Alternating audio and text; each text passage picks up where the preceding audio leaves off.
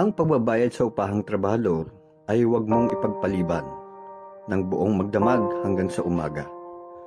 Sa Israel, ang mga upahang trabahador sa bukid ay binabayaran araw-araw. Kaya kapag hindi sila sinusweldohan sa araw na iyon, wala siyang ipapakain sa pamilya niya. Sinabi ni Hoba, gipit siya at iyon ang inaasahan niya para mabuhay. Sa ngayon, maraming empleyado ang sinusweldohan ng buwanan o kinsenas at katapusan, hindi araw-araw. Pero may matututunan pa rin tayo sa Levitico Kabanata 19, talatang 13. Nilalamangan ng ilang nagpapatrabaho ang mga empleyado nila. Sinusweldohan nila ang mga ito ng mababa sa dapat nilang matanggap.